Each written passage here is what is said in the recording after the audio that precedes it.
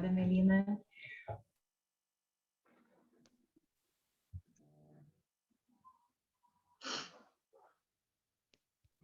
Então, bom dia a todos e todas. É um prazer estar com vocês hoje. Sejam todos muito bem-vindos. Eu estou aqui representando a diretoria e ficamos muito felizes, né, pela organização dessa atividade, pelo Comitê de Psicanálise com Crianças. É um comitê muito potente, que já vem desenvolvendo outras atividades também, e que está sob a coordenação, né, da Thais Kiss, que coordena esse espaço com muito cuidado e muita dedicação, e vem realizando, né, um trabalho muito rico junto aos integrantes do comitê. Esse ano, a sociedade completou 62 anos, e desde o início esteve implicada em congregar psicólogos e estudantes de psicologia, assim como auxiliar no desenvolvimento, né, da nossa profissão. E esse momento, né, essa atividade de hoje é um momento desse, né, em que o comitê pode mostrar os temas, assuntos que estão estudando.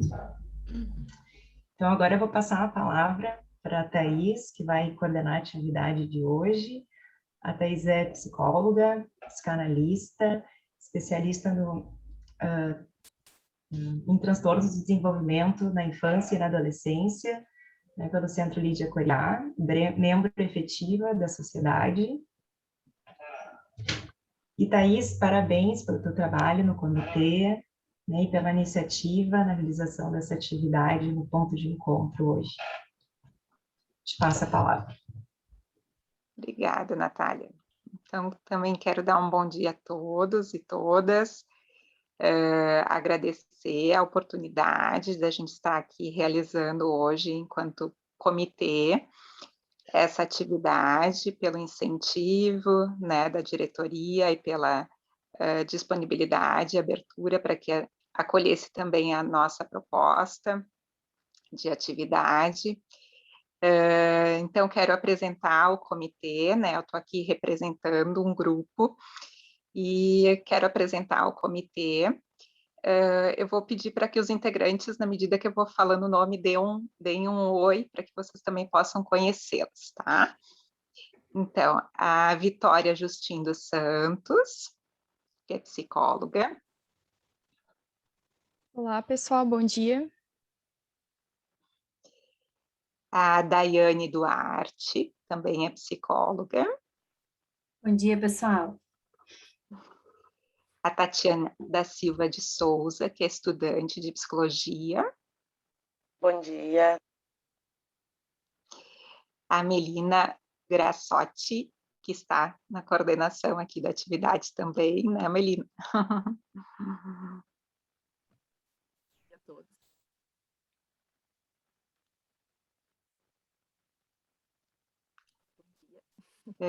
A Rafaela Gross, que não sei se vai poder estar dando um oi, né? Porque a Rafaela também hoje está com um compromisso, não, mas está aqui com a gente, que também é psicóloga.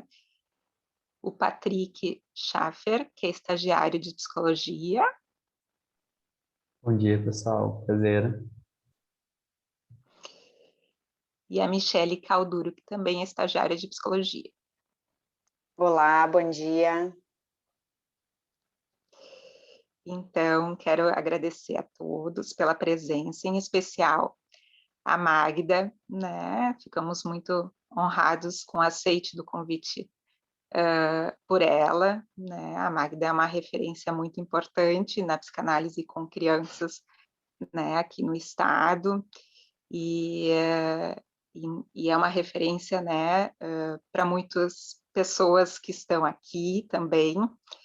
Então, recebê-la aqui, né, para poder falar das contribuições da psicanálise à escuta das crianças e das famílias em tempos de pandemia é um momento muito especial para a gente. Esse tema a gente já vem conversando e trabalhando no comitê. A gente se encontra toda segunda, às 2h30, das 2h30 às 4h, está aberto para novos integrantes, e esse tema a gente já vem estudando desde o ano passado, né, pelas questões próprias do que todos nós estamos vivendo em função dos efeitos e das repercussões da pandemia, né, em nós e no que a gente tem escutado e tem percebido nas crianças também. E então ficou o desejo da gente poder fazer uma atividade e abrir essa discussão para a comunidade, né? Abrir para outras pessoas que a gente pensa que é um tema tão importante, tão necessário, que possa ser conversado, que possa ser pensado, que possa ser refletido, né? A gente tem visto muitas repercussões no sentido de sofrimentos psíquicos, né, nas crianças e nas famílias, e que a gente pensa que é muito importante que isso possa ser percebido, que isso possa ser considerado e que se possa pensar de que forma a gente pode estar nesse momento amparando, acolhendo essas pessoas. Tá? Então, vou apresentar a Magda. A Magda é psicanalista, ela é membro pleno da Sigmund Freud Associação Psicanalítica, ela é doutora em psicologia pela Universidade Autônoma de Madrid, ela foi presidente da Sociedade de Psicologia do Rio Grande do Sul na gestão 2018-2020, ela é professora e também trabalha com a clínica com crianças, adolescentes e adultos. Então, Magda, passo a palavra para ti. Vamos ter um tempo, né, onde a Magda vai expor, né, vai expor a sua fala e depois nós vamos abrir, né, para uma conversa. Então, que vocês fiquem todos bem à vontade para trazer as dúvidas, questões, contribuições de vocês.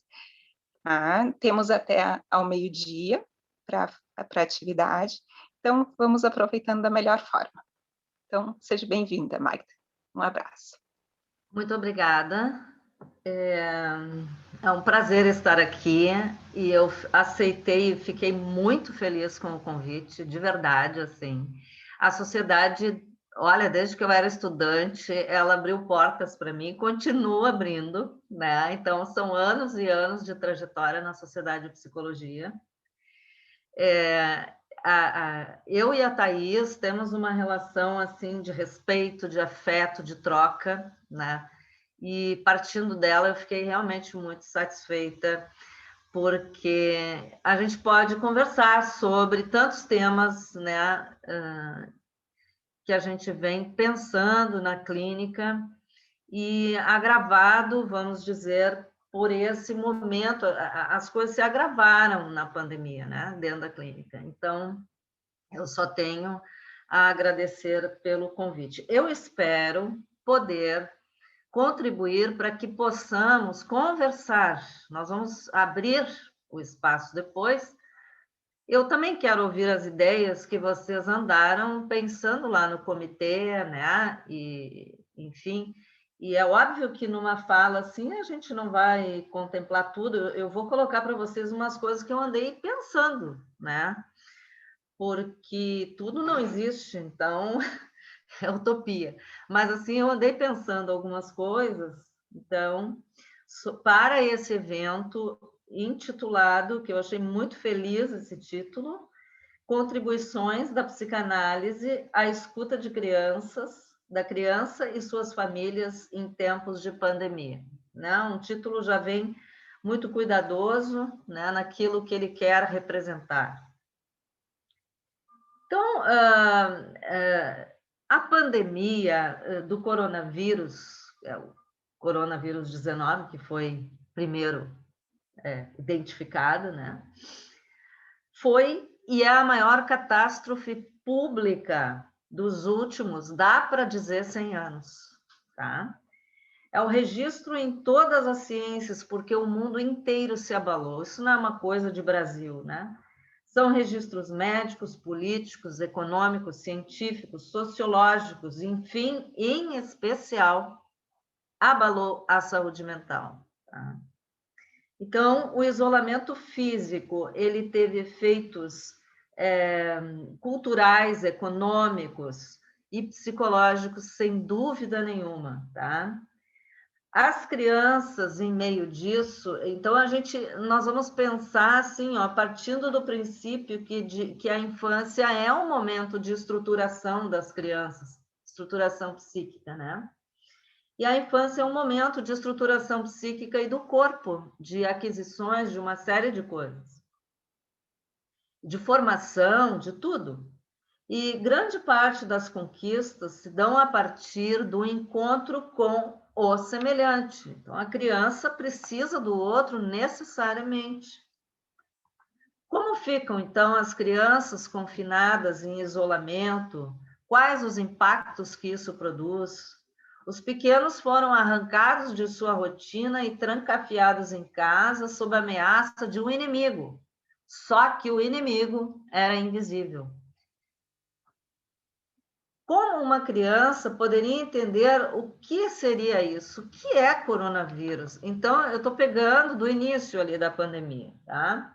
Alguns problemas foram levantados em vários países do mundo, de uma maneira geral, então, identificaram que os adolescentes apresentam como efeito imediato à pandemia a dependência excessiva dos pais, quando, na verdade, era para eles fazerem um movimento de independência.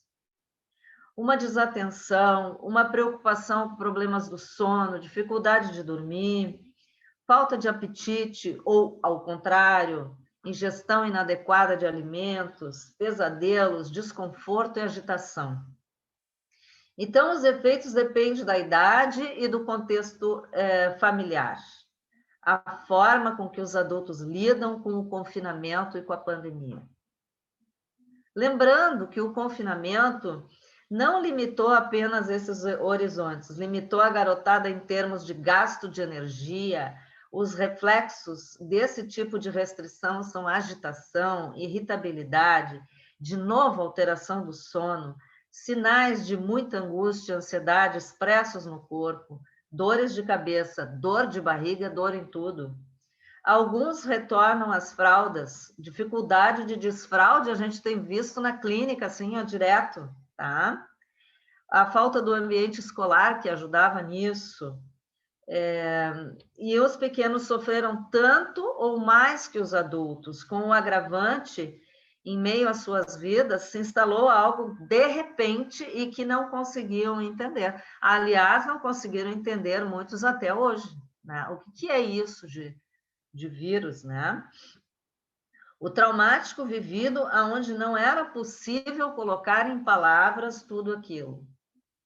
As crianças foram mergulhadas num excesso sem nome, um nome era invisível. Tá? Então, olha, você não pode sair à rua porque tem um vírus lá fora, mas onde é que está o vírus? Já que a criança pensa concretamente, isso foi muito difícil. A falta do presencial, do corpo, junto ao externo, né? Junto com o outro lá fora, com as outras crianças de fora da família, criou uma rotina de atividades didáticas, tentando manter atividades escolares e com os coleguinhas virtualmente. Então, como uma criança iria sustentar virtualmente a capacidade de se relacionar com os outros se ela está em constituição do mundo simbólico e de representações? É um interrogante que ficou. A capacidade que se marca a partir do encontro com o outro, não só dos pais, de outras pessoas. Também lembrando que na psicanálise, a associação livre está no brinquedo, está em direta proporção do brinquedo para a criança. As crianças precisam brincar fisicamente. As crianças precisam brincar além das telas. Se antes era dado um limite para o uso de telas, e agora? Agora não tem limites, né? Esse foi uma outra questão, né? Como é que fica, né? Foi esse drama dos pais, educadores na pandemia, como limitar e se o limite estava posto, né? As crianças e os pais foram mergulhados numa situação traumática inimaginável. Quem é que imaginou uma coisa dessas, né? Nós estávamos vivendo normalmente, agora nós temos também o novo normal, né? As telas passaram a compensar a ausência do outro. Os pais estavam em verdadeiro dilema, né? Precisamos levar em conta que os pais ficaram mergulhados em seus trabalhos online também, preocupados com filhos, às vezes desempregados, né? O que fazer com as crianças? E sabemos que as alternativas tomadas diante desse tsunami, só podemos nomear assim, né? Porque isso arrasou as vidas das pessoas e que não conseguiram dar conta de pensar. Foi um retrocesso no desenvolvimento, no ensino, na constituição psíquica. Por mais atentos, os adultos estavam cansados. Tiveram que ensinar, estar juntos, se desdobrar em papéis que não sabiam fazer, se esforçaram em aprender. Um excesso de vídeos explicativos, outros com sátiras da situação, mas o mais interessante foi aqueles nos quais as crianças eram filmadas como fofinhas, maravilhosas, na tentativa de um borramento da situação real de pavor. A romantização da infância sempre existiu e continuou nas redes sociais, que foi uma forma de mostrar ao mundo: estamos bem, como estamos felizes em casa, olha só, né? Já que nós estávamos na sociedade do espetáculo, vamos continuar com o espetáculo, né? Porque nós estávamos nisso, né? A imagem, o bonito, o lindo, né? O espetáculo, posta-se o maravilhoso, obviamente, né? Também uma tentativa de passar esperança em meio a um luto coletivo, dá para entender perfeitamente isso, né? De perdas de familiares, de amigos, de outros, naqueles excessos de mortes, de caixões que eram expostos na TV, um horror na internet também, o tempo todo, em vários lugares. Vivemos num salve-se quem puder por um bom período de tempo. Professores, pais, psicólogos, educadores, psicanalistas, em geral, se engajam em minimizar os percalços durante a quarentena e as instituições, os governos, em planejar estratégias para suprir as defasagens pós-pandemia, que é hoje que está vindo, né? Num dos maiores desafios educacionais, vamos dizer assim, dos últimos tempos, né?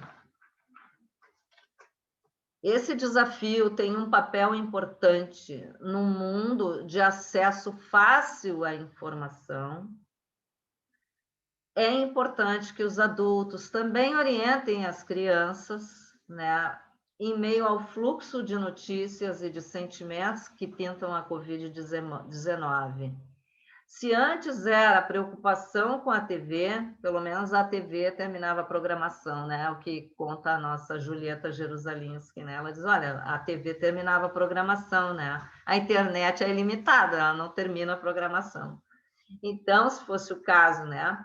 A internet é ilimitada, esse me parece um grande desafio. A relação com as telas, para que não as deixe se transformar em babás, né? E recreacionistas das crianças. Então, isso parece que aconteceu em algumas famílias, né? Que o único jeito de acalmar, né? Quer dizer, o apaziguamento vem das telas, né? O vínculo exclusivo com as telas deixa-os passivos. Então, as crianças no pós-pandemia vão precisar acessar o mundo por elas mesmas, movidas por desejo. Como é que uma criança que estava passiva até o momento, confinada dentro de casa, vai se transformar numa pessoa ativa novamente, tá? Que busque, que brinque, que busque o desejo. Ela precisará ter esse acesso com os adultos, né? Ao maior estímulo possível que possa ter. Então, assim, ó, a gente sempre tem que lembrar, né, que o psiquismo, ele se dá pela experiência de satisfação com o outro e que consiste em apaziguamento de tensões, tá? Isso aqui é uma questão muito importante, assim, ó. A necessidade da experiência produz uma marca e uma descarga com satisfação. O Freud trazia isso no projeto, trouxe isso na interpretação dos sonhos, né? Que o psiquismo se forma a partir das marcas, né, deixadas no contato com o outro, com o semelhante. No início é com a mãe, com os pais, com os cuidadores, né? E que essa descarga com satisfação é que vai produzindo experiências de marcas, né? Com imagens e dos objetos, de forma que daqui a pouco ele possa construir um mundo simbólico. Quando aparece novamente esse estado de tensão, a imagem de objeto é reinvestida, produzindo algo análogo a uma percepção, que se designa como a alucinação. Isso aqui é um processo normal de constituição psíquica. Essa satisfação real e satisfação alucinatória estão na base do desejo, fazendo com que o aparelho psíquico seja, antes de tudo, um aparelho de alucinar. Vai ser somente com a inibição dessa descarga realizada pelo eu que esse investimento poderá ser barrado, levando ao investimento fora de si. Tá? Então, isso tudo se dá no contexto ali do bebê com a criança, com seus pais, né? E que daqui a pouco eles vão indo para fora para fazer outros investimentos. Né? Então, nós estamos diante de uma ameaça que já vínhamos tendo, de estruturação psíquica, de aparelhos clivados, de aparelhos onde há problemas maiores do que antes. Antes era na época do Freud que eu estou falando, né? Quer dizer assim, nós tínhamos aparelhos psíquicos que o problema era o recalcamento. Era recalcamento e culminava em histeria, em neurose obsessiva, em fobias e tal, tá? Hoje, essas fobias são aparentes, normalmente, que se transformam em ataques de pânico, são coisas muito mais graves, e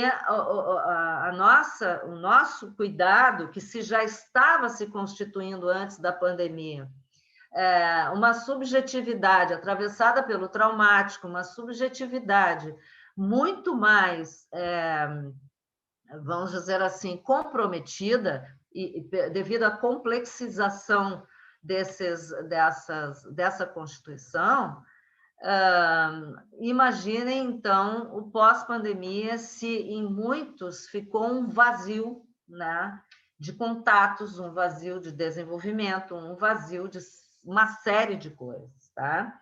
Então, nós tememos que mais pacientes com organização anterior à neurose se produza, né? Mais melancólicos, pessoas cindidas, pessoas com problemas de identidade, tá? Incapazes de alucinar, imaginar e postergar. Isso me preocupa muito, tá? Então, se nós não tivermos acesso, as crianças não tiverem acesso ao mundo simbólico, como será isso, né? Então, já antes da pandemia, vários autores vinham dialogando sobre essa questão, né, da cisão e tal. Mas, no momento, o sentimento é de catástrofe identitária. Tá? Então, um modelo assim, até derivado do mais além do princípio do prazer, né? O que passa nessa primeira etapa, o que o sujeito esperou ou espera quando bebê, não veio. Não veio, tá? Sabe reconhecer algo que necessita, porém, a experiência de alcançar não houve.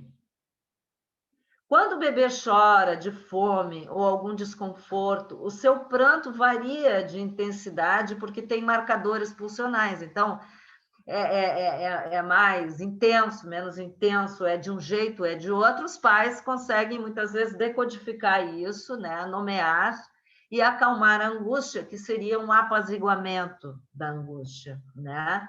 Mas e se os pais não têm apaziguamento? E se eles estão atravessados por um vírus que pode pegá-los ou que já matou alguém da família, né? Então, aonde buscar o amparo se muitas vezes os pais estão desamparados? Então, se tudo der certo e a criança recebeu, através da ação específica, como descrito no projeto, um certo apaziguamento, tudo bem, né? E quando não há resposta para o bebê, né? O que acontece? Experiências de decepção, o sujeito esperava receber e não encontra, e entra em luto, desde pequenininho. Tá? O luto, para que o reconheçam e se restitua o mal feito. Então, a criança segue esperando que algo a mais venha para ela. Então, o sujeito, se não vier, entra em agonia, tá? Entra em uma luta, um choro, um grito de sobrevivência e passa a autocensurar-se, porque é como se ele não merecesse aquilo ali. Então, essa luta leva ao fracasso do sujeito e ele se esgota. Então, nós temos uma possibilidade, eu não quero ser catastrófica, né? Mas, assim, uma possibilidade de esse estado traumático, o sujeito ter a impressão de que nunca vai terminar, de que esse pânico nunca vai desaparecer, e uma espécie que não tem representação. Como é que nós vamos representar esse espaço vazio? Nós já estamos vendo isso na clínica com crianças. Então, tem um impasse, um estancamento sem solução. Esse estancamento, né, dos afetos, do contato, que muitas vezes durante 1 ano ou 2 anos os pais não deram conta de fazer todas as vezes, de todos os adultos que teriam contato com as crianças. Tem coisa melhor que uma criança que tem avós afetivos, ter contato com os avós e por um tempo não puderam ter, né? Tanto por causa dos avós, tanto por causa da criança e porque não podiam ter contato. Então, onde que vai ficar esse vazio? Onde que vai ficar essa representação? Tá? É uma experiência que não tem representação. É uma angústia que pode invadir a criança sem nome. Bom, era um tempo que ficou assim, né? Então, isto poderá aclarar, não quero dizer que seja certo, uma certa cisão, dependendo de como uma certa clivagem do aparelho psíquico, que é uma separação do aparelho psíquico, aonde uma parte fica em suspenso, a outra fica funcionando, aqui dentro da realidade, e a outra fica sem entender o que aconteceu, né? Poderá acontecer de retirar-se da situação, sair de si mesmo, né? Vamos dizer assim, ficar recluso, tá? E impõe algumas experiências múltiplas de regressar a si, experiências postas no corpo, em busca de sentido, experiências traumáticas que não se apagam, sentimentos de vazio, a tentativa de preencher o espaço interior, de incorporar objetos, tá? Então, são uma série de representações que não foram feitas, então a falta de representações são fracassos internos, né, de natureza da inscrição no traumático. Então, assim, é como se o psiquismo, né, se inscrevesse no traumático junto com o desenvolvimento normal. Bom, um trabalho clínico deverá ser feito, né, para recuperar isso, e do outro lado, os educadores e todos os profissionais que lidam com as crianças, médicos, pediatras, estão todos implicados em colocar as crianças em movimento, né? Para que se resgate o desejo, vamos dizer, a pulsão de vida, né? A vontade de brincar, a vontade de descobrir o mundo, tudo que é normal numa criança. Então, à medida que os pais vão se sentindo seguros, né? Levando já a criança para a escola, já nesse quase pós-pandemia, né? e estimulando a participarem de brincadeiras ao ar livre, encontrarem outras crianças na medida do possível, né?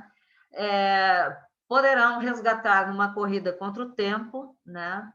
A capacidade simbólica, a capacidade desejante, a capacidade de voltar a ser criança, não que não fosse dentro de casa, mas estava restrito, né? Voltar a ser criança com crianças, voltar a fazer atividades que ajudam a criança a desenvolver o psiquismo.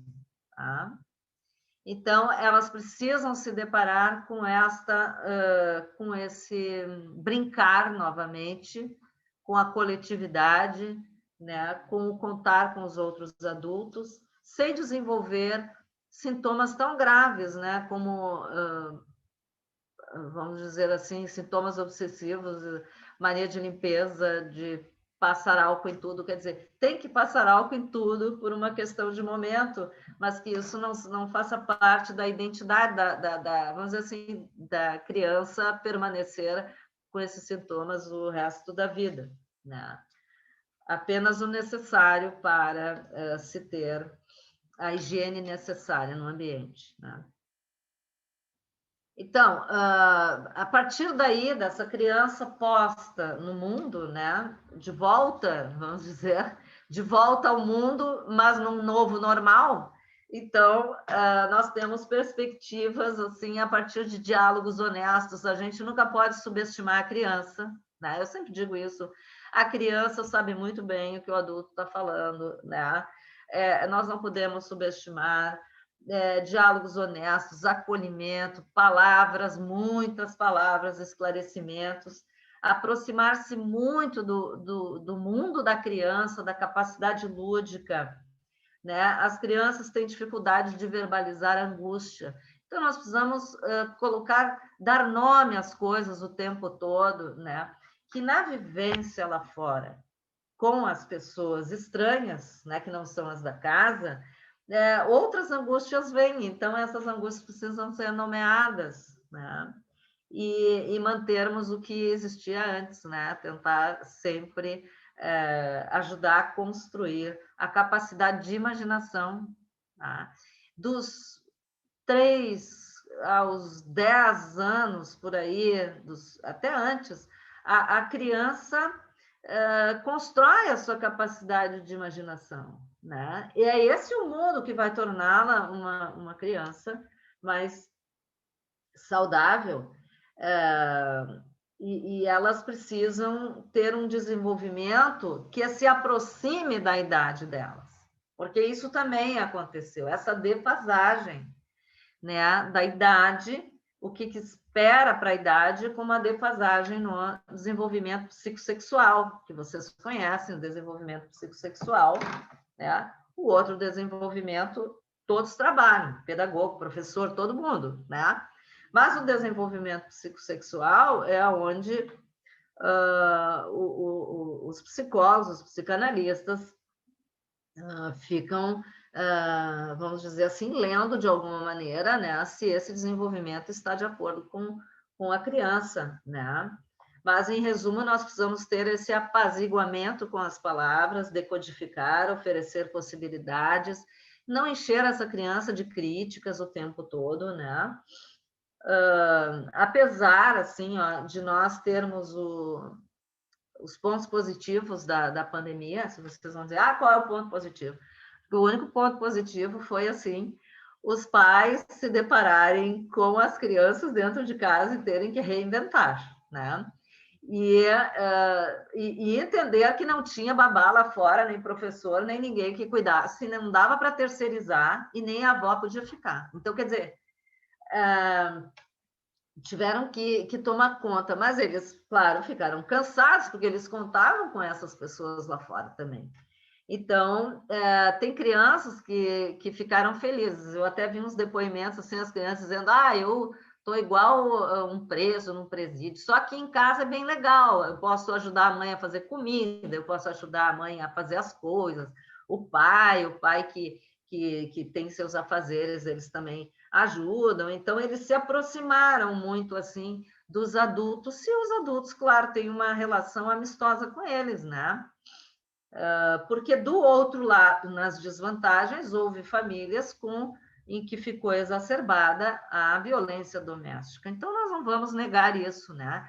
Mas teve família que houve troca muito afetiva, muito próxima das crianças e que eles puderam ficar próximos dos adultos a ponto de, muitas vezes, se perder o limite entre a criança e o adulto, tá? Isso foi um ponto, assim, gente, fantástico, assim, fantástico porque foi o que mais se observa na clínica. Tem uma certa hora que o adulto já não sabe mais fazer aquela disparidade entre criança e adulto. Então, a criança fica mandando igual o adulto, fica como se fosse... vamos dizer, se ela vai para a cozinha fazer uma coisa, daqui a pouco ela acha que ela pode lidar no fogão sozinha. Então, coisas do tipo que também fizeram com que o adulto se questionasse do seu lugar enquanto pais.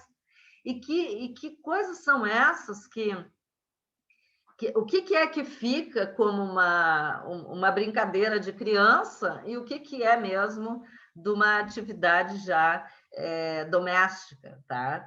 Então, teve muita, na vantagem da aproximação afetiva com os pais, também teve muita desvantagem, né? E todas nós já falamos, né, que é o atraso no desenvolvimento psicossexual, os transtornos do sono, a angústia, a falta de brincar, a falta da escola, do contato com os coleguinhas, esse vazio que ficou nas relações sociais, né? O estresse, muitas vezes dentro de casa, os pais cansadíssimos devido à exigência das suas jornadas de trabalho e conciliar isso com os filhos. Então, no desenvolvimento psicossexual, as crianças, vocês sabem, elas têm a sexualidade delas, que por um tempo a gente sabe que ela é parcial e tudo, né? Oral, anal, fálica, latência, e a adolescência é a entrada na fase genital. Então, os adolescentes também padeceram muito com isso, né? Se eles já estavam na entrada da vida genital, nas escolhas e tudo mais, eles ficaram muito perdidos, muito tristes, muito isolados, até melancólicos, né? E hoje existem instituições de ensino assim que estão às voltas com acionarem os estudantes a quererem voltar, porque tem os que se acomodaram no virtual, né? Mas tem algo aí que precisa se acionar para ele acessar o mundo mais tarde, o seu desejo, a sexualidade e tudo mais, né? É sair da inércia que a pandemia deixou como resquício, tá? Isso é uma coisa muito séria que vem acontecendo, tá? Eu vejo as instituições de ensino, eu estou numa instituição de ensino superior e outras instituições que a gente vem conversando, que há essa acomodação, então eu recebo em casa, dentro do meu quarto, todas as coisas e tal, mas não é a mesma coisa. Que ir em busca, que encontrar os colegas, que fazer um trabalho de grupo, né? Enfim, essa troca, ela é insubstituível. Então, o dano na subjetividade, o traço danoso da pandemia na subjetividade ficará marcado.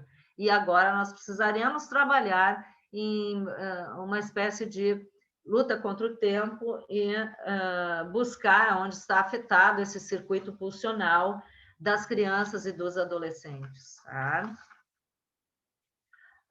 Os filhos nascidos na pandemia. Ontem ainda estava reunida aí com algumas pessoas e nós estávamos conversando qual o efeito de não conviver inicialmente com os avós, com as outras pessoas e o uso da máscara. Porque tem criança, bebezinho, que nasceu na pandemia que só conheceu as pessoas com máscara. Isso era normal quando estava lá no hospital, né? Que as crianças, vamos dizer assim, nem acordaram ainda, estava toda aquela gente de máscara na volta. Né? Mas não era normal chegar em casa e está todo mundo de máscara. Então, qual o registro que ficou dentro delas? Gente, quer dizer, eu não tenho resposta, mas eu fico me questionando sobre isso, né? De um bebê que olhou para sua mãe, para o seu pai, para o seu avô, para sua avó, e todos eles com uma máscara que não podiam nem ver o sorriso, né? Com o tempo foram vamos dizer assim, descontraindo mais, mas aonde está? Então, uma falta de estímulo por medo da transmissão do coronavírus, né? É um clima de tensão externa que se atravessou dentro dos lares, dentro das instituições, né? Dentro dos psiquismos dos adultos, o medo, né? Então, na pós-pandemia, que eu andei pensando muito sobre isso, assim, e depois eu quero ouvir vocês também, o que vocês pensaram, né? Eu já estou encerrando, para a gente pensar assim, ó, nós temos que escalar ambientes menos tóxicos, né? Menos restritos, que, vamos dizer assim, o isolamento, a crise econômica, a fome, né? Que nós estejamos implicados nisso, porque uma das tragédias do pós-pandemia é a fome mundial, né? Se ela vai atingir dentro do nosso consultório, eu não sei, tá? Mas a nível de quem faz os trabalhos sociais nas escolas, nas universidades, ela está aí, tá? Essa crise econômica, né? As doenças mentais mais graves, né? Quanta criança que nasceu ou que ficou, logo em seguida entrou na pandemia, nos 2 agora 4 anos, e que quando chegam num profissional, os pais têm dúvida se ela é psicótica, porque ela não fala, porque ela não interage, né? Mas ela não teve estímulo. Então, tem uns que sim, né? Que pode ser que tenham uma estrutura, vamos dizer assim, beirando ao autismo, a psicose, mas tem outros que não, que foi falta de estímulo mesmo, e que a criança, à medida que entra em contato com a escolinha, com os professores, com outras crianças, ela vai resgatando isso quase que correndo, né? E eles sentem muito prazer de poder estar em contato com os colegas e voltar a uma vida, às vezes uma vida que eles nem conheciam. Por exemplo, andar de bicicleta, né? Então, assim, sair daquela vida dentro de casa, poder ir, aprender a andar de bicicleta, de 2 rodinhas, essas coisas que criança faz, né? Mas que na pandemia até isso estava restrito. Estimular muito as atividades físicas, os passeios, andar de bicicleta, brincar, atividades de motricidade ampla, né? E conversar muito com a criança, decodificar seus sentimentos, né? Procurar a ajuda de um profissional para ajudar, então, a fazer determinadas ligações. Então, nós vamos trabalhar com isso que eu chamo de que ficou em stand-by, né? Que ficou parado ali na pandemia, ou que ficou de um jeito diferente, que seria a infância ideal, a infância normal, né? Ficou uma coisa desligada dentro do psiquismo. Então, o trabalho do profissional da psicologia é ligar o desligado, é dar nome às coisas, é conversar com a criança, né? Esse desligado trabalhado que o profissional vai ajudando a dar nome para os pais e para a criança do efeito desse traumático na subjetividade deles, esse desligado é o nosso material de trabalho, é aonde nós vamos, vamos dizer, ajudar a incluir a criança nesse novo normal que eu chamo, nesse momento atual, né, de saída da pandemia, né? Porque os egos ficaram fragilizados, os aparelhos psíquicos, alguns fraturados, outros faltando algo, e nós vamos fazer as devidas ligações. Tá? Então, isso de fazer um rápido trabalho de ligação é para que o sujeito não se desligue. Tá? E ele não pense que aquilo ali de imerso, mergulhado na internet, outras, sem outros subterfúgios, sem recursos e tudo mais, seja a sua vida, né? É preciso sair para o mundo, é preciso ver o mundo, é preciso colocar em atividade o psiquismo, senão o desejo não aparece. E uma pessoa sem desejo é uma pessoa morta psiquicamente. Nós não queremos isso, tá? Nós queremos as crianças desejando, o adolescente desejando, indo buscar, né? Indo trabalhar a sua vontade de crescer, de ser adulto, né? E trabalhando mesmo o dia a dia da criança, com o brinquedo, com a palavra, em busca do seu desejo, para que se instaure isso. Tá? Eu vou encerrando a fala contínua por aqui, para abrir, né, Thaís? Vamos ver como é que tu vais abrir isso para nós, enfim. Ótimo, Magda. Muito bom te escutar. Acho que tu traz para a gente, né, muitas referências aí que faz a gente pensar em muitas questões, né?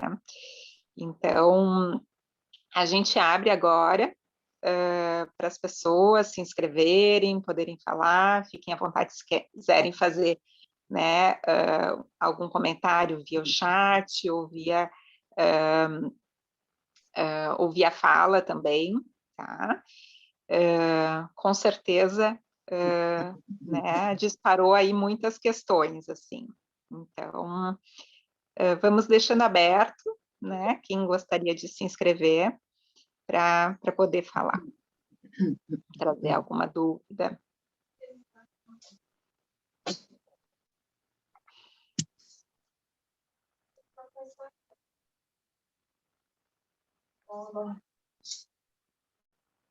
Ixi, Maria, ninguém vai perguntar nada. Marta, queres perguntar? Oi, bom dia. Bom dia, Letícia. Isso. Eu queria saber como que se dá o processo no caso de uma criança que está com essa área assim da criatividade, do brincar muito prejudicada, que a criança ela nem consegue mais brincar, sabe?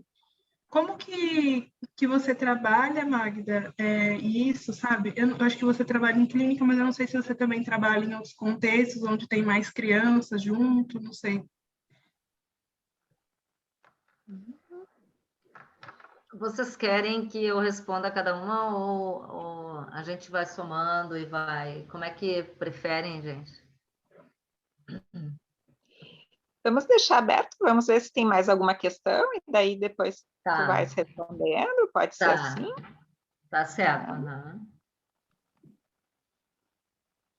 Questão também, Magda, em relação, né, bom, teve um excesso, né, numa ausência de atividades para essas crianças no início, né, aquela paralisia, né, todos apavorados, algo invisível, né, que estava ali fora, não podia ter contato com o vô, com colegas, vó, nada, né, as babás, enfim, para quem tinha, né, e aos poucos esse retorno também, o que eu acompanhei na clínica, um excesso de atividades, né, com as crianças, não, uma rotina militar, assim, né, claro, os pais precisando dar conta de seus trabalhos em casa, e aí teve esse outro excesso, assim, tudo cronometrado e as crianças, assim, muito sobrecarregadas, né, e os pais, eu não aguento mais, né, meus filhos, né, e podendo trabalhar bom, e os filhos também não aguentam mais ficar olhando os pais, né, com um adolescente, ficar em casa, olhando o pai e a mãe o dia todo, né, uma criança que brincava, que corria, e aí esse retorno também numa estrutura muito rígida na escola, né, com recreio setorizado no pátio,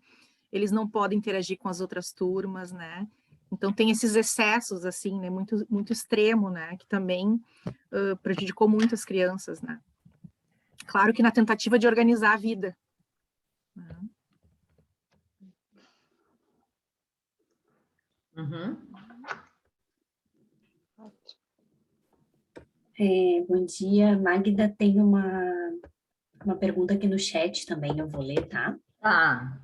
É da Patrícia Pereira. Magda, parabéns pela bela palestra. As colocações foram muito ricas. Gostaria de te ouvir mais sobre o impacto do uso das máscaras para as crianças e as relações.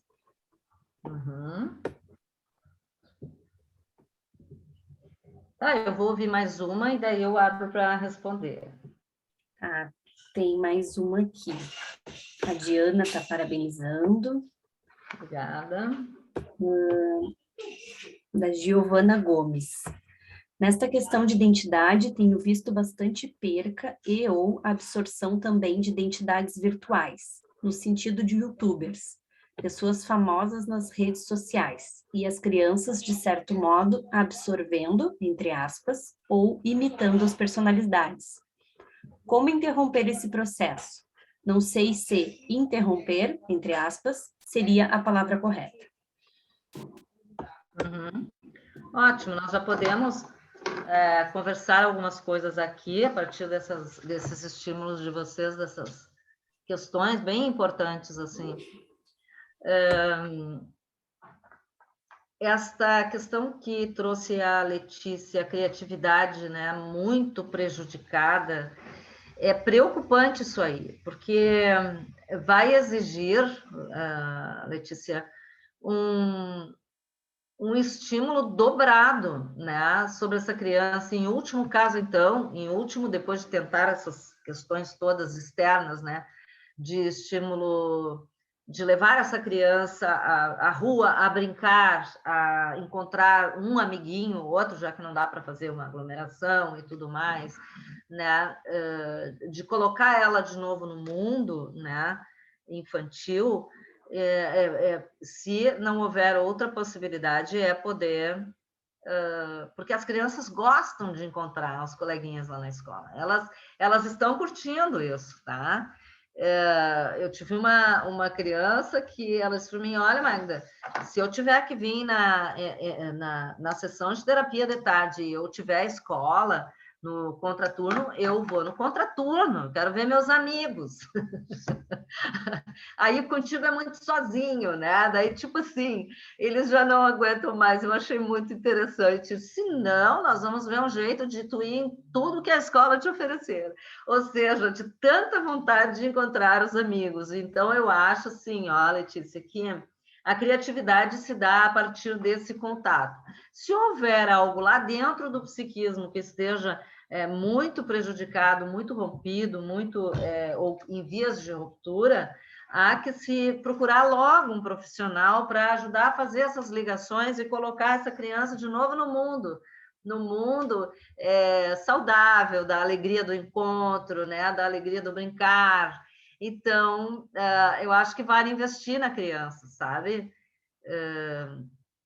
Depois vocês leiam para mim ali, ou a pessoa fala, porque eu não vou conseguir acompanhar e falar ao mesmo tempo o chat, tá? Sim, não Magda, sei, Letícia... lendo, tá? Não te preocupa, a gente vai passando.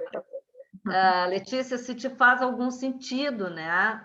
Mas acho que tem que procurar logo, assim, para que possa trabalhar dentro do psiquismo, porque não é a mesma coisa. Lá fora, né? A escola, os pais levando aqui, levando ali, colocando num... sei lá, eu estou dizendo, mas pode ser qualquer coisa no balé, na natação, né? Colocando essa criança de novo no mundo lúdico e dos prazeres dela, é possível que retire ela dali. Mas se houver alguma fratura dentro do psiquismo, como eu falei antes, né, que ficou faltando alguma coisa, ali um profissional poderá tranquilamente trabalhar. Não demora muito, não, é uma coisa que é de pegar esse caso e trabalhar, né? Para poder juntar isso tudo, né? Tem pessoas aí dando diagnósticos, viu? Eu estou muito preocupada com isso, viu, gente? Só vou dividir isso, não é uma pergunta aqui, mas eu estou muito preocupada com isso, sabe? Porque outro dia vieram, olha, será que essa pessoa aqui, essa criança não tem autismo? Então, uma criança que ficou o tempo todo na pandemia, não tem autismo, fala com todo mundo, só que é o seguinte, ela ficou isolada, então ela não sabia fazer coisa, não sabia recortar com a tesoura, não sabia fazer... Então, assim, olha, será que ela não... Não, ela não tem, né? Nós vimos, olhamos isso, né? Não, ela não tem autismo, mas ela está retraída. Então, as pessoas começam a dar diagnóstico dentro das escolas, de uma forma deliberada, e isso me preocupa. Eu acho que a gente se vai dar um diagnóstico e dê um diagnóstico dentro de padrões que a gente vai estudar, dentro de conceitos, né? E vamos avaliar bem, né? E não assim, no banco da sala de aula, a criança recém chegou e já tem um outro diagnóstico, que então não é mais o TDAH, então agora não, menos, né? Menos diagnóstico, mais vida para as crianças, né? E avaliação. Lá com os profissionais, eles vão poder tranquilizar os pais, né? Vão tranquilizar, porque às vezes a pessoa protela um pouquinho, né? E os pais são tranquilizados, né? Quando se deparam com profissionais competentes. E com relação ao fato de ser coletivo, uma escolinha ou coisa assim, Letícia, alguém falou aqui, né? O fato de ser coletivo é a mesma coisa. Nós temos que levar, se for lá na escola, se for lá na comunidade, palestrantes, psicólogos, pedagogos. Vamos falar disso, vamos falar com os bons pediatras, os bons neurologistas. Vamos trazer essas crianças para a vida, né? Como era antes. Né? E isso ajuda muito os pais. O que nós devemos fazer? Então, vamos lá, né? Vamos trocar. Tá? A Melina fala no excesso, ausência de atividade, né? O retorno ao excesso. Assim, que a rotina, sim, teve rotina de algumas casas que foram militares, né? E dava pena das crianças, né? De ouvir falar que elas não podiam nem descontrair, né? E isso também, nós vamos colher os efeitos desse autoritarismo. Eu sempre digo, quando a gente coloca uma criança num esquema que ela não participa, extremamente autoritário, tá? Porque os pais não querem se perder, na verdade, mas já perderão o contato afetivo com a criança. Porque no momento em que se impõe algo a alguém, vejam vocês, a mesma coisa nós, né? se impõe algo a nós assim de uma maneira abrupta, né? Olha, tu tens que fazer isso, isso, isso, isso, né? E tu não pode nem respirar, tipo assim, conforme tu quer, não pode pensar. E isso afasta afetivamente a pessoa que deu as ordens daquela criança. Então, acaba gerando uma revolta, né? E o único jeito, muitas vezes, é encontrar o terceiro. Porque na falta, uma das faltas aí de dentro de casa foi o encontro com o terceiro, aquele outro que diz assim, vamos lá, vamos brincar, vamos fazer isso, vamos fazer aquilo. Não, depois tu faz, vai dar tempo. Aquela coisa de postergar, de ensinar a postergar, de ensinar a fazer quando tem desejo e tal. Então, o afastamento afetivo é dado pelo autoritarismo, né? E aí a criança, daqui a pouco, não consegue mais contar com aqueles progenitores, com aqueles cuidadores, como alguém que ela possa confiar, né? Porque alguém que não leu o seu sofrimento, a sua angústia, em determinados momentos não está com vontade de fazer tal coisa, né? Mas poderia fazer outra, né? Então, quando não tem essa flexibilização para as crianças, se torna muito difícil, vamos dizer assim, a criança confiar no adulto, né? Como se o adulto tivesse o tempo todo cobrando, e se não cobra, vai acontecer o quê? Eu vou me punir? O que vai acontecer? Né? Então, fica aquele sistema antigo de autoritarismo, punição, né? Maus tratos e não sei o quê, porque tem que fazer o que o adulto quer a hora que ele quer, né?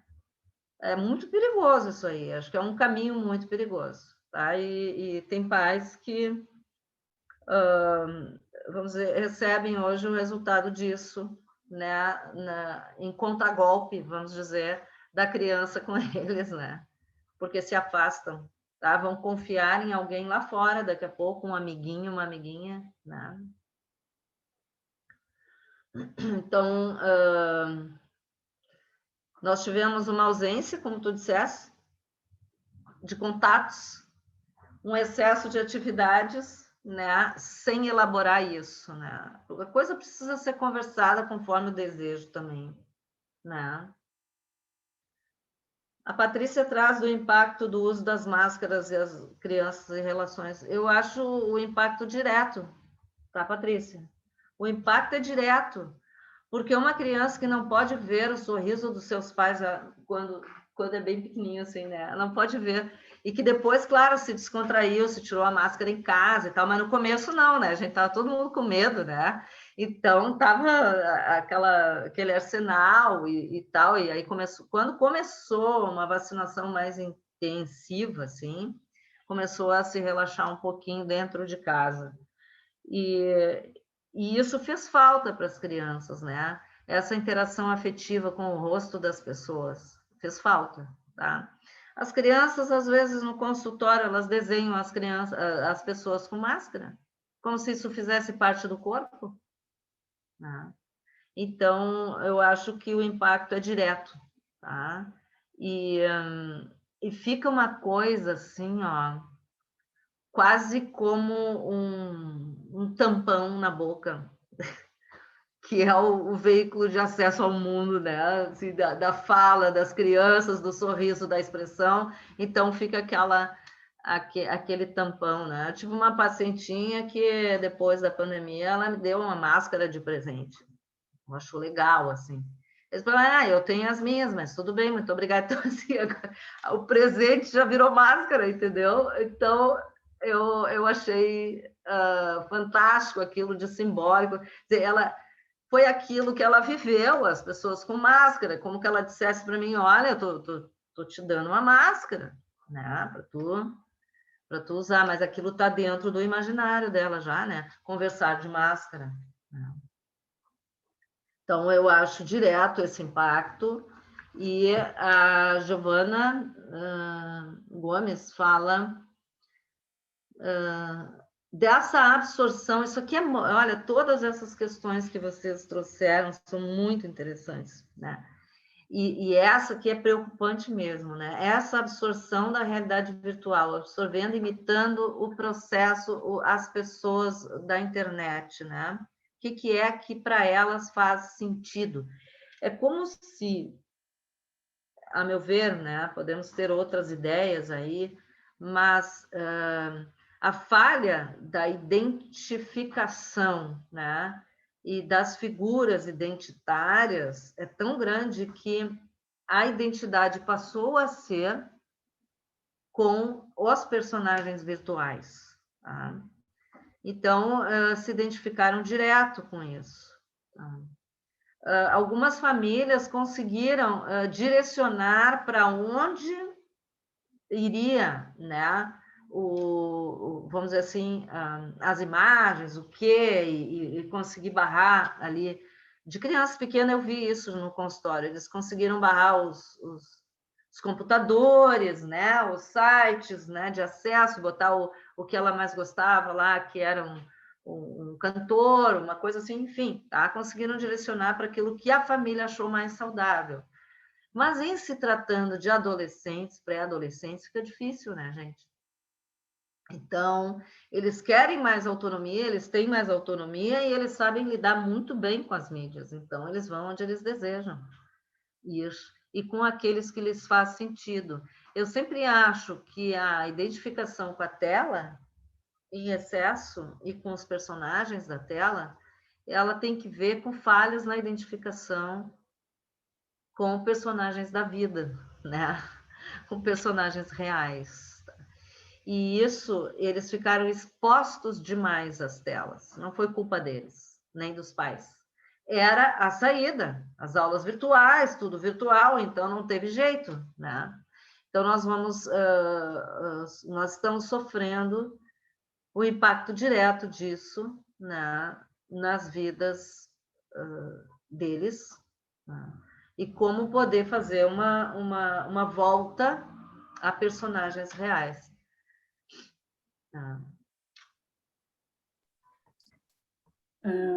Tem mais perguntas, Magda. A Leidiane Ávila fala sobre a violência doméstica que as crianças sofreram em casa não tendo a quem falar, pois estavam convivendo com seus agressores? É uma pergunta. E a Melina coloca: e a escola, neste retorno, tentou propiciar um espaço mais lúdico e foram massacradas. Professores sendo acusados de só quererem brincar. A escola ficou como vilã. E mais uma, da Fernanda Reginato. Trabalho em uma associação com crianças deficientes visuais, para as quais o mundo é tátil. Se constrói e é compreendido através do toque nas pessoas e nos objetos. Tem sido um desafio à parte para os envolvidos e pais ou cuidadores que ficaram sozinhos nessa tarefa. Por enquanto é isso. É muito sério isso, né? Que vem... A Lidiane fala na violência doméstica, né? Aí nós temos um traumático dobrado já, né? Porque uma é já estar em meio a um traumático coletivo que afeta naturalmente a construção da subjetividade, né? Em todas as famílias, asseverado pela questão da violência doméstica, e a criança, vamos dizer assim, submetida às violências, ela é o ponto fraco, assim, ela é um ponto fraco, ela não consegue ter voz, ter palavra, reagir, né? Isso vai aparecer em efeito mais tarde, né? Ou até mesmo no momento, né? Em efeito na sua vida, tá? Nós não sabemos, se ninguém resgatá-las, se elas vão ficar crianças, né? Submetidas, crianças tristes, provavelmente já sejam, né? Então, elas precisam do outro para sair disso e falar da violência, né? O ideal seria ter um espaço de fala. E o ideal para tudo isso que nós estamos falando é dar voz às crianças, né? E aos adolescentes, tá? Elas precisam ter voz, elas precisam falar de si, elas precisam entender que podem desejar, elas precisam falar do que passaram, né? Em sigilo também, né? Elas precisam confiar em pessoas diferentes dessas que as agridem, né? Eu acho muito sério esse tema. É difícil que os pais que agridem admitam a agressão às crianças, né? Então, elas precisam ter espaço nas suas escolas, nos seus ambientes, com os adultos diferentes, né? Para que elas tenham outros objetos de identificação. Quanto às escolas e os professores acusados de estarem só brincando, é um problema já antes da pandemia, né? Tinha escolas que achavam que que aquela escolinha era só para brincar, né? Isso já era antes, imagina agora, né? Que o professor tem que estar realmente estimulando e mostrando o mundo, e mostrando o que é um escorrega, o que é isso, o que é aquilo para as crianças, né? Eu ouvi isso, né, da criança. Eu fui 10 vezes no escorrega, porque eu não andava de escorrega. Então, assim, ó, são coisas que para eles é muito importante, né? O problema dela é que ela queria passar na frente de todo mundo, porque só ela queria ir no escorrega. Então, tipo assim, ó, aquela criança que é afoita por brincar, né?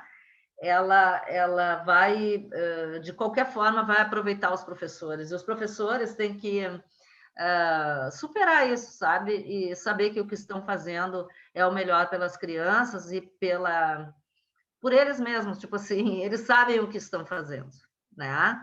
E tem pais que não sabem, né? Colocam já direto as crianças em escolas extremamente conteudistas, né? Elas já não têm mais possibilidade, 2 turnos, né, de brincar, porque a escola não oferece. Então, as famílias buscam aquilo que vamos dizer, as escolas conforme o que elas pensam, né? Mas os professores sabem o que estão fazendo, foram os que mais sofreram para poder manter aulas virtuais com criança pequena, a criança levando um tablet lá não sei para onde, para o banheiro, para tudo que é lugar. Os professores padeceram nisso. Deixar uma criança sentada, né, em frente a um computador Então, o sofrimento dos educadores, né, foi muito intenso, e a cobrança em cima deles de que essas crianças produzissem. Eu vi isso também. Olha, a criança vai ter que, de um jeito ou de outro, se alfabetizar, né? Então, a mãe não sabia fazer nada, né? Como é que vai fazer isso? Uma área completamente diferente. Então, foi um padecimento para todos, né? E eu acho que quem ficou aí no meio foram os professores. Eu penso que ficaram, de novo, né, desvalorizados alguns na sua função, né? E se desdobrando para dar conta de algo que, sem a presença do corpo, muitas vezes é impossível. Né? É impossível sem a presença do corpo. Aí vai a minha restrição para terapias online. Me desculpe. Com criança pequena. Tá? Porque o corpo fica... ele precisa da marca, do contato, né? E a criança precisa disso. Precisa da presença e da presença lá, né, na escola para poder aprender. Né? Se fez o que se pôde, não estou dizendo que não foi necessário, foi, mas tem seus limites graves. E quem mais padeceu nisso tudo, eu ainda acho que foram os professores, tá? Para tentar resgatar os psiquismos assim e a aprendizagem das crianças, né? E com relação aos deficientes visuais ou não, né? Também foram pessoas que não foram pensadas a nível, vamos dizer, de sistema, né? Eu acho que as falhas também ficaram nos sistemas educacionais, sistemas maiores, assim. Mas também as pessoas não sabiam o que fazer.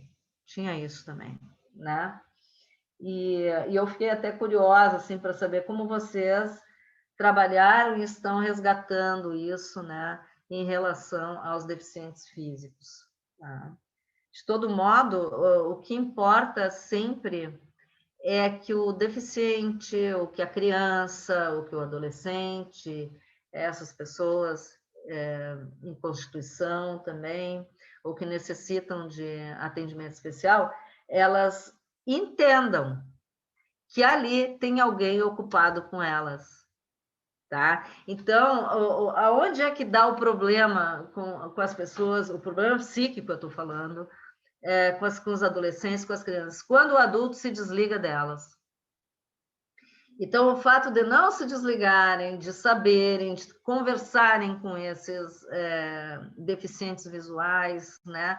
De poderem deixá-los, de manterem um contato de alguma forma com a palavra, já os conforta. Isso eu tenho certeza, né? Porque nós fazemos, às vezes, da palavra do apaziguamento diante de um excesso de angústia.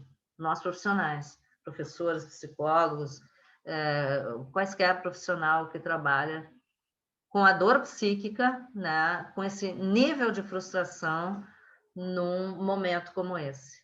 Tá?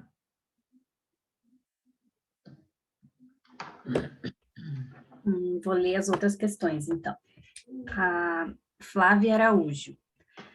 Vejo que nessa pandemia muitas crianças estão se fechando ao mundo da internet. As brincadeiras coletivas têm uma função necessária para o psicodesenvolvimento, e isso vem cada vez mais sendo substituído pelos joguinhos online. Muitas ficam com o rosto grudado nas telas por horas. Outro ponto que percebi é a questão do sotaque. Já ouvi casos de crianças que estão perdendo o sotaque de origem porque só ficam consumindo conteúdos, como de youtubers, que são de outras regiões, influenciando no repertório linguístico também. O Patrick. Gostaria que você falasse um pouco dos impactos da pandemia para as crianças em vulnerabilidade que não têm acesso às mídias e à internet tão facilmente, considerando que a internet seria essa rota de fuga, entre aspas, para as crianças em meio à pandemia e uma forma de se sentirem parte de algo. A Jane Silva. Muito bom te ouvir, Magda. Refleti bastante. relacionando especialmente com meu irmão de 7 anos, que se deparou com a pandemia logo no seu primeiro ano do ensino fundamental, período que, por si só, é de grande mudança. Ele demonstrou excessivas crises de raiva, nos momentos de estudo, chorando e, com mágoa, pedindo o fim da pandemia. Ele é acompanhado em psicoterapia, o que é muito benéfico. Enquanto cuidadores, eu e minha mãe precisamos respeitar seus limites, conversar e nomear esses sentimentos que ele vinha demonstrando. Sobre isso, gostaria de te ouvir falar um pouco mais no que diz respeito a esse trabalho com os pais, que necessitam realizar esse movimento de equilibrar a imposição de limites e afeto, sem sobrecarregar a criança ou desvalorizar sua angústia.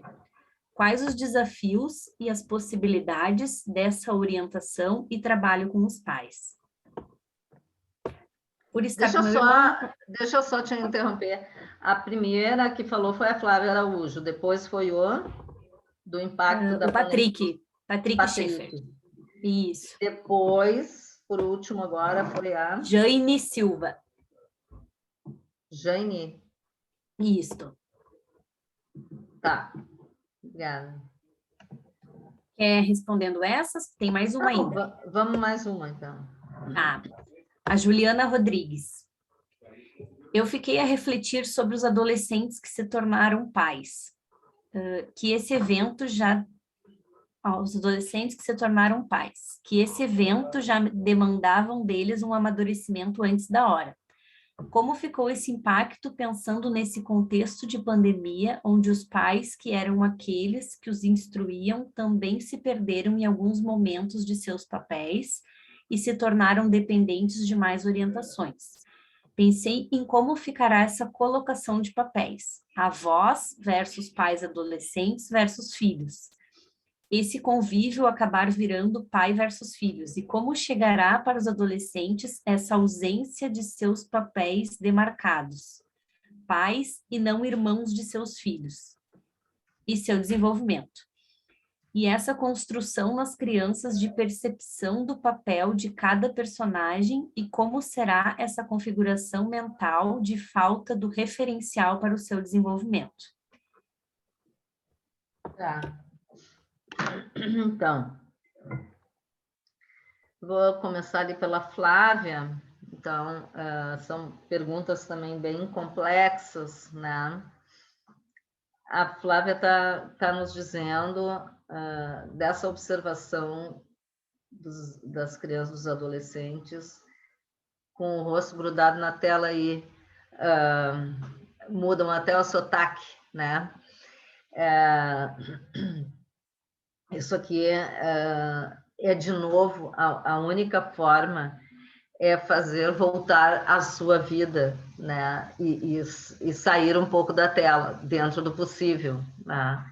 Eu tenho a impressão que consegue, que com os desafios impostos pela sociedade, pela adolescência, por vários âmbitos, ela precisa estar de volta à sociedade para poder se resgatar como pessoa.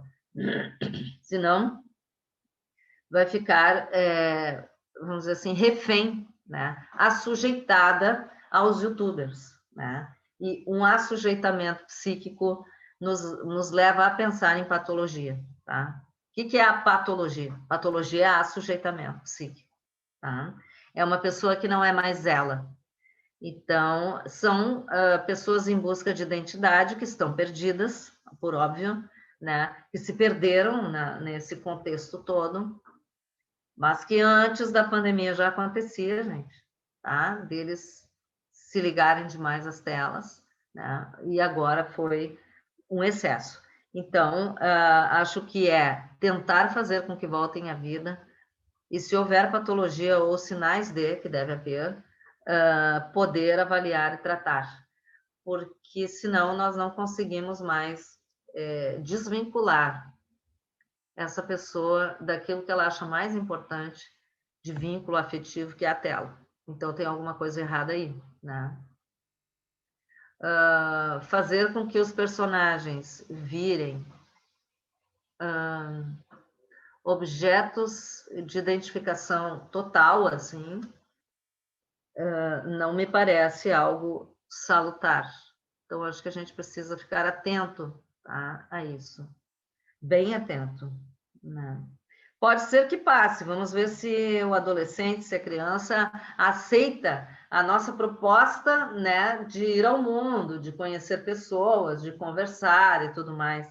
Vamos ver, se não aceitar, precisamos ir em direção a um tratamento psicológico, né? O Patrick fala no impacto da pandemia nos vulneráveis. Sim, são pessoas que muito sofreram, né? Desde a falta, vamos dizer assim, da escola, né, Patrick? A falta da escola que dava uma sustentação outra para eles, né? A falta dos ambientes sociais, né? Inclusive os ambientes públicos sociais, né? Então, o que eu penso é que nós, aqui, não sei se na América Latina, assim, mas foram as pessoas mais prejudicadas, não tiveram tanto acesso ao mundo, à cultura, às coisas. Os pais, igualmente, alguns tiveram que sair de casa para trabalhar em plena pandemia, né? Então, alguns se perdem, né? Nas mãos de terceiros, né? Até se perdem na vida, né? Porque estão sozinhos, não estão sendo cuidados, né? Então, eu me preocupo muito com isso. Eu estava lendo sobre isso antes, né? A criança não pode ir na escola só pela merenda escolar. Isso já acontecia no Brasil antes da pandemia, né? Ela não pode ir na escola. A escola não pode ser uma referência de merenda escolar, mas ainda era, né? E ainda sem poder se alimentar daquilo que as outras crianças se alimentavam, que era o alimento virtual, né? Então, eu acho que são pessoas jogadas ao mundo mesmo, né? E sem a preocupação maior. Algumas autoridades se preocupam, né? E o coletivo não, a preocupação não pega todo o coletivo vulnerável. Eu acho que era isso que tu querias nos dizer também, né? Não sei, Patrick. O que tu pensaste? Não, seria nessa linha mesmo, né? Eu também fiquei pensando nas crianças que não puderam ter esse ambiente virtual de ensino, de aprendizagem, né? E de poder se reconhecer em YouTubers, por exemplo, né? Enfim, também não ter acesso. Eu fico pensando que, às vezes, a internet, nesse meio pandêmico, é a única forma dessas crianças se sentirem parte de algo, né? Sim. E aí eu fico pensando nessas crianças em vulnerabilidade que não têm internet em casa, né? Tem a 3G da mãe e não é uma realidade de uma minoria, né? A gente sabe que é uma maioria, a gente sabe que não são poucos, são muitos. Então, fico meio preocupado nessa questão. Isso foi realmente muito preocupante. Eu vi crianças fazendo trabalhos e tudo que elas podiam fazer no celular da mãe, né? Então, assim, num limite impressionante de acesso ao mundo. Se, por um lado, nós estamos trabalhando para as crianças voltarem à vida, o joguinho, a internet, faz parte deles também, né? O que nós estamos falando é que o excesso nos preocupa, tá? E aqueles que não têm acesso nenhum, é como tu disseste, né? Podem ficar excluídos de um contexto de adolescentes, por exemplo, de adultos, né? Jovens adultos que jogam, que brincam, né? Como uma forma de ter algo para pensar, para se divertir. É uma diversão também, né? E com relação à aula, né? Não tiveram todos os recursos que a maioria teve e que uma grande maioria precisaria ter, né? Acho que é uma coisa de pensar em saúde pública em contexto maior do sistema, né? Mas que tem efeito, tem. Nós não podemos esquecer disso, e foi muito bem lembrado. Tá? Com relação a Jane Silva, né, que ela diz que acompanhou, então, uma criança, né, e a criança se permitiu sentir raiva, uma série de coisas, uma criança acompanhada em terapia, né, e que em casa sofreram aquele drama dos desafios, né? Acho que isso significa uma criança que pôde ter acesso, inclusive, à terapia. Imagina essas que não têm acesso nem à internet, outro tem acesso, inclusive, à terapia, querendo voltar, querendo, como é que você se revoltando, né? Nos seus acessos de... É um drama, né? Acessos de saúde mental, eu diria assim, né? Porque uma criança que se revolta nos traz, vamos dizer, esses sinais da saúde mental. A criança que fica recolhida e que fica submersa, vamos dizer, assujeitada, esse assujeitamento é que me preocupa, gente. Isso aqui é a patologia, tá? Agora, quando ela reage, né, Joane? Então, dá um trabalho para os adultos, mas é um sinal de vida, né? É um sinal de vida. A Juliana Rodrigues. A Juliana, tu me permites, tá? Esses adolescentes que se tornam pais, isso aqui já é um problema de antes da pandemia. As mães adolescentes, os pais adolescentes, né? O impacto disso na pandemia é muito maior, porque já é difícil eles terem emprego, né? Então eles ficam mais dependentes ainda, né? Então eu acho que a gente precisa potencializar isso da pandemia no que já era um problema. Pais e mães adolescentes já era um problema antes. Tem, inclusive, teses de doutorado. Tem uma amiga minha que fez uma tese sobre isso. E aí eu ia te dizer, sabe, Juliana Rodrigues, olha isso aí, que tudo que tu falasse é um motivo para fazer uma tese, entendeu? E eu estou falando sério, não porque vamos ver assim, ó, discriminar o impacto específico da pandemia, porém já temos uma confusão de papéis, esse adolescente não foi olhado como um ser em construção, né? Já temos que ajudá-lo a se colocar como pai enquanto ele ainda era tido como filho, né? Se é que era tido como filho. Então, a percepção dessa confusão de papéis vai depender do contexto familiar em que ele está inserido, né? De darem a ele a autonomia de serem, a eles, né? De serem pais e mães dos seus filhos. Porque tem famílias que um adolescente tem filho, um adolescente, né?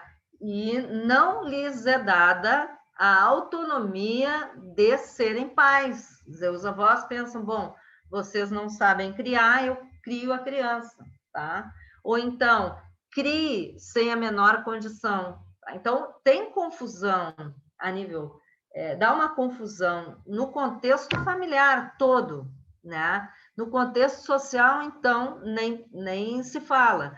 E a questão de terem acesso a como vão, então, propiciar educação e uma série de coisas a essa criança e construir um aparelho psíquico.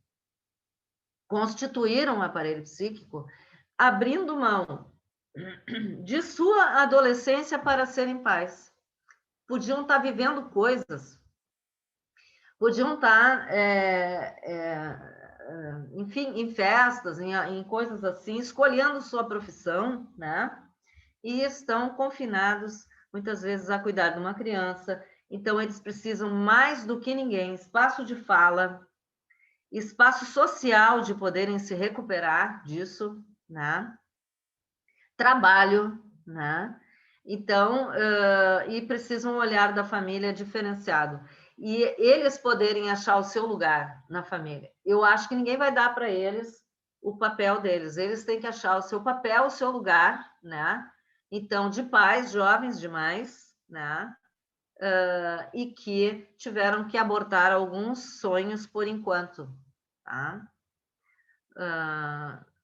Acho que é um tema, mesmo assim, Juliana, de pesquisa. Eu acho um tema de pesquisa, tá? E é um tema que não se esgota, é um tema como os outros que vocês trouxeram, mas esse aqui, ele não se esgota mesmo, porque já é contínuo na nossa sociedade, pais e mães adolescentes. Tá?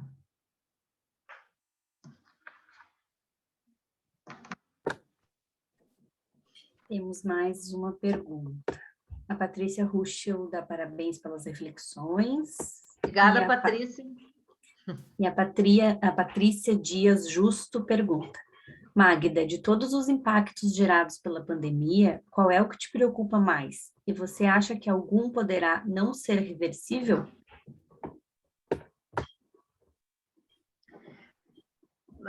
Bom, eu me preocupo mais, tá? Obrigada pela pergunta, Patrícia Dias.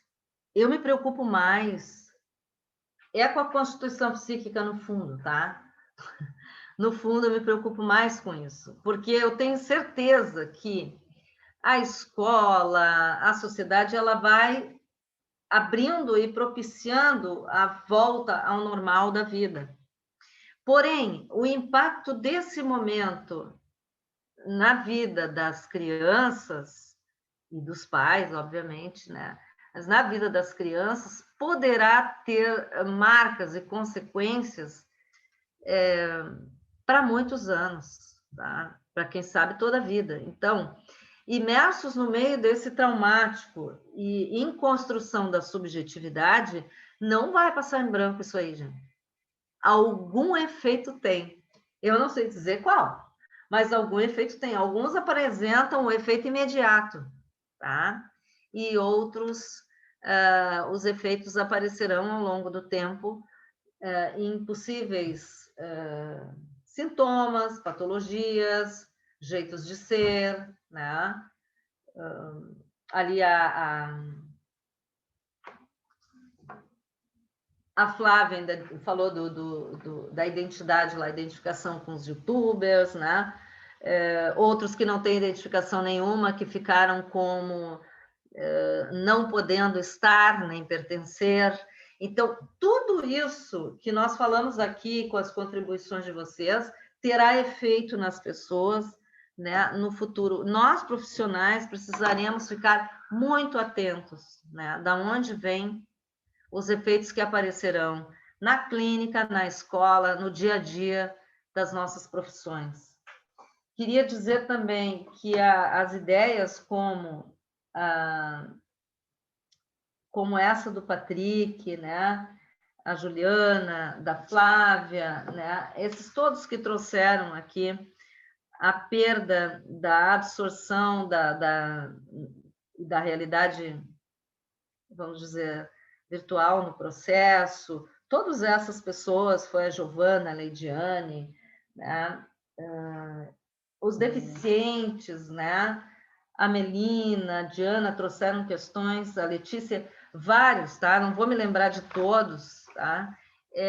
São motivos ainda que eu estou respondendo a partir daquilo que eu penso na clínica psicanalítica, também no contato com os alunos, né? Que eu tenho, né? Na academia, no contato com adolescentes que eu convivo, né? Por conta da minha relação familiar com meu filho, né? Por conta de várias coisas, né? Mas isso, cada coisa dessas merece um estudo aprofundado, tá? Merece um estudo aprofundado, merece que a gente olhe com uma lupa e se detenha. E se vocês têm interesse, né, em aprofundar determinado tema, eu gostaria de ficar sabendo, porque eu acho que esse é o nosso caminho, tá? As pesquisas ficaram barradas e tudo mais, nós vamos fazendo a nossa pesquisa ali no nosso dia a dia, né? E levantando as nossas hipóteses, porque nós temos a cabeça de cientista, tá? Então, se não pudermos ter acesso a uma pesquisa maior, e vamos trabalhar, né? Eu acho que o futuro, tá? Isso eu queria deixar como uma mensagem, assim, né? O futuro da sociedade pós-pandêmica está em nós, que estamos aqui dispostos a pensar esses temas, a trabalhar, está nas futuras pesquisas, está naquilo que vocês, como jovens, poderão se empenhar também, né? Eu trago um pouco do passado e um pouco do presente, né? E o futuro nós estamos todos empenhados o desafio, é o que nós vamos observar no futuro, é o que foi plantado já, né? E precisamos estar muito atentos, né? O que mesmo que foi impacto da pandemia, tá? O que mesmo que não foi, que já existia e que só exacerbou, e que só asseverou, né?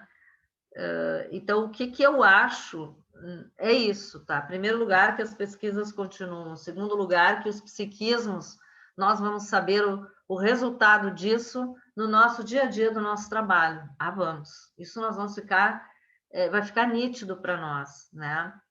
E a outra coisa que eu acho importante é tudo o que se depreendeu na humanidade de trabalhos em torno, assim, dos humanos, de nós queremos viver melhor e tudo mais, né? E a gente, às vezes, se isolava mais nas questões, tá? Se isolava mais, cada um na sua vida e tal. Eu achei que foi um movimento que uniu as pessoas a pensarem, tá?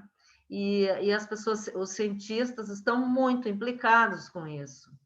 Tendo ou não tendo acesso a fazer as suas pesquisas, a ideia está aí.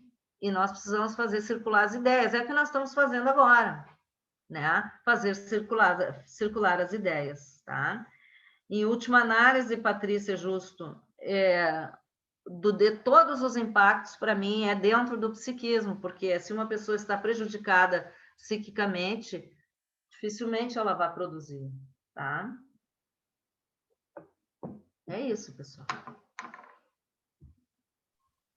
Tem mais algumas questões, Daiane? Não, tem um agradecimento aqui. A Kelly Lemos diz: obrigada, Magda, pela palestra, contando os dias para ter aula com você na Uniquinec. E a Juliana Rodrigues: obrigada pela oportunidade e o incentivo a refletir, Magda e a todos os presentes. E a Vitória Justin está com a mãozinha levantada para falar. A gente vai se encaminhando agora já para o final, né? Então, vamos deixar esse espaço, se tiver mais algum comentário ou alguma questão para trazer, mas daí a gente já vai encerrando, bem? Então, eu queria fazer um comentário, né? Primeiro, agradecer a Magda pela fala, né? Sempre muito bom de escutar a Magda, né? Agradecer pelos ensinamentos valiosos e também trazer um pouquinho da nossa experiência do comitê, assim, do que a gente passou, né? Durante esse ano de estudos, assim, fiquei te ouvindo aqui, ouvindo as perguntas dos colegas, fiquei pensando, né? A gente teve uma atividade nesse ano, né? Que foi realizada com profissionais de uma escola de educação infantil, que a gente fez uma atividade online com eles, e apareceu muito essa questão, assim, da dificuldade, né? Dos profissionais em lidarem com aquilo que é da ordem do afeto e aquilo que vinha da questão do vírus, né? Que o vírus demandava, assim, dos cuidados, né? De como que poderiam lidar com o pedido de um abraço, né? De uma criança, visto que tinham que manter um distanciamento social, né? A criança estava numa situação lá, precisava do abraço, de um conforto mais físico, né? Daquela professora ou da auxiliar, e tinha toda a questão do distanciamento, né? Então, foi uma questão que nos chamou muito a atenção, assim, no comitê, né? Dentre outras também, e que nos levou a pensar muito a relação dos adultos com as crianças, né? O quanto que a pandemia atravessou isso, assim, né? E também a transferência, e aí acho que essa questão se transfere muito para a clínica, assim, isso que a gente foi construindo também na clínica, né, de tenho cuidado com o vírus, mas, né, onde é que está ali a transferência, né, então, algo que o comitê foi também colocando, assim, com as profissionais nesse encontro, né, de poder também pensar o caso a caso, né, a singularidade de cada criança, assim, aquilo que vinha que é de cada um, né, que embora tenha os cuidados com a pandemia, o quanto é importante também ter esse afeto, né, que não pode ser deixado de lado, e a importância de se abrir para a escuta, assim, né, eu acho que daí isso liga muito com o que tu foi trazendo aqui para a gente, né, dessa escuta necessária, dessa fala, né, dessa potência desse olhar dos profissionais, né, e de todos, na verdade, dos pais também, que se implicam com as crianças, né, então era mais um comentário, assim, do que a gente foi também trabalhando um pouco no comitê, né, e que depois foi se suscitando também para te chamar e te escutar, né, trazendo a tua experiência, né, e também um agradecimento, assim, acho que foi uma manhã muito valiosa, né, que a gente teve a ganhar aqui contigo. Era isso. Posso falar, Thaís? Claro, Mari, pode falar. Então, eu agradeço o espaço, a confiança também, a confiança do comitê, né, coordenado pela Thaís, por me convidar assim, para pensar algumas coisas, né? E óbvio que eu não tenho resposta para tudo, mas a gente pensa muito, porque está implicado na clínica, né? E também na academia, né? Em relação a esse tema. Eu gostei muito de estar aqui, eu achei as perguntas impressionantes, né? Olha, nós devíamos registrar essas perguntas aí, Thaís, porque eu acho que dá para se... Inclusive, vocês podem escrever um trabalho só com essas perguntas, imagina as outras que não foram respondidas. Outra questão, assim, ó, eu agradeço a todos que escreveram ali no chat, eu tenho aqui alunos, tenho ex-alunos, tenho colegas psicólogos, pessoas da área da educação que eu vi, né, que estão aqui, eu não conheço, são várias pessoas, nós estávamos em 50 e poucos, né, mas eu quero agradecer mesmo de coração a confiança, né, de terem me convidado, tá, para compartilharmos isso assim, ó, bem na véspera de um feriadão, né, olha, vocês são corajosos, né, então, muito obrigada, tá, um abraço a todos, e eu estou à disposição, tá bom? Obrigada. Bem, a gente também quer agradecer, Magda, né, todas as contribuições que tu trouxestes, a tua disponibilidade, a tua generosidade, né, em compartilhar com a gente, né, as tuas pesquisas, as tuas ideias. Foi uma manhã, assim, muito valiosa, né, eu acho que com certeza todo mundo sai daqui pensando, refletindo, e que, como tu trouxeste, esse momento é um momento que a gente precisa ter espaços para isso, né? Para poder refletir, pensar, trocar, estar junto. É isso que também vai fazendo a diferença, né? No lidar e no viver, né, a pandemia, né? E todos os efeitos que isso tem tido na nossa vida. Então, quero te agradecer e agradecer também em especial a todo o comitê que estava envolvido, né, que estava aqui nos bastidores, e a todos que tiveram aqui, contribuíram. Foi uma manhã, assim, com muitas questões, achei muito legal, fiquei muito contente com a participação de todos. E agradecer a diretoria, né, e a Melina, que estava ali também nos bastidores. Então, a diretoria em nome da Natália, que esteve aqui com a gente. Então, vamos finalizando, né? E fica esse desejo aí, né, Magda, que tu também nos instigou, assim, a poder seguir pesquisando, estudando, aprofundando, né? O comitê está aberto, como eu coloquei, e estamos à disposição para qualquer questão que ficar aí, vocês podem entrar em contato via sociedade. Certo? Não sei se tem mais alguém que gostaria de falar.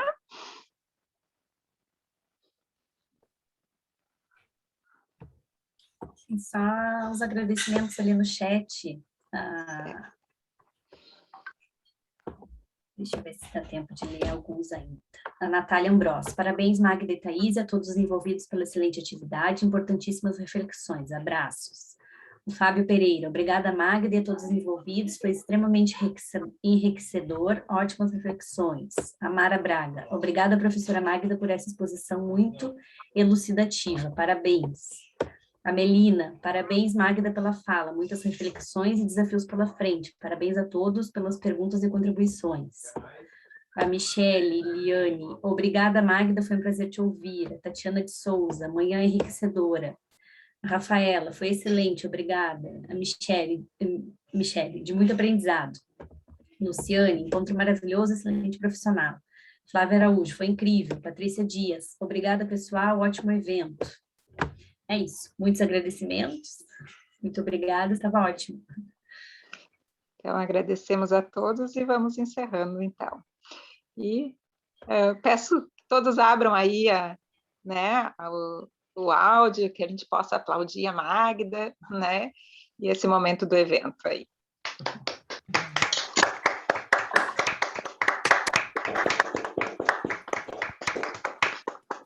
Obrigada, pessoal. Obrigada. Obrigada, Magda. Todos aí, bom feriadão.